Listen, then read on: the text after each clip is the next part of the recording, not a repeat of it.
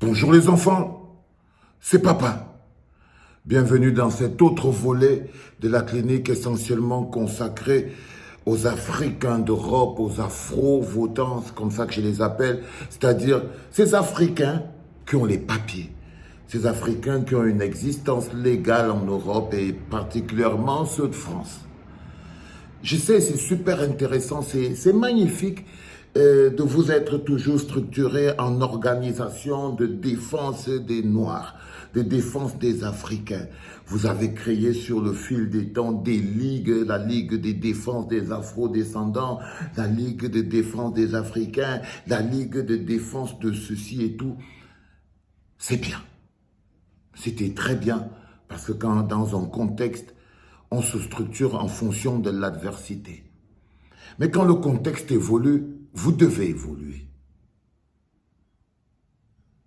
C'est bien beau de se structurer en ligue de défense des Afro ou des Africains, mais c'est encore plus intéressant si vous créez des partis politiques.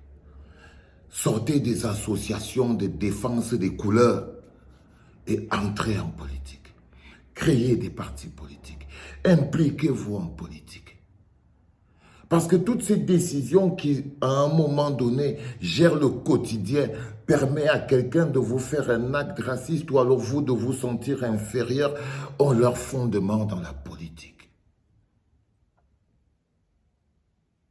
C'est très intéressant de vous intéresser à la politique de vos pays d'origine. Je trouve ça génial, c'est tout en votre honneur. Mais c'est encore beaucoup plus intéressant de s'impliquer politiquement dans le pays où vous avez acquis la nationalité, la citoyenneté.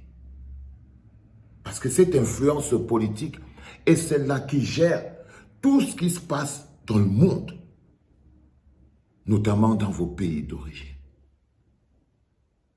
À tous les Afro-votants, soyez beaucoup plus grands que de simples immigrés. Sortez du cliché de l'animal qui est toujours sur la défensive. Vous êtes toujours en train de vous défendre, donc vous êtes toujours en train de vous plaindre. On nous fait ceci, oui, on vous fait tout ce dont vous parlez. Mais c'est la réaction qui pose un problème. Comment vous réagissez? Comment vous vous structurez pour réagir? Vous vous structurez en ligue de défense. Vous vous structurez en association de défense dans un contexte politiquement avancé. Vous vous défendez face à des décisions politiques, vous vous défendez en activiste. Non, vous ne pouvez pas continuer d'avoir la défense activiste. Il est important, mes frères et sœurs africains, afro-votants, que vous commenciez à avoir une défense politique, que vous commenciez à avoir une approche politique. Vous avez l'élection qui arrive. Vous allez jouer politiquement comment? Est-ce que vous allez aller manifester?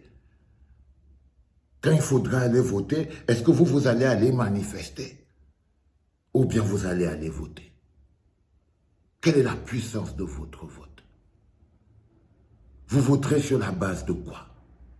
À quel moment vous avez transformé vos aspirations en un pouvoir politique?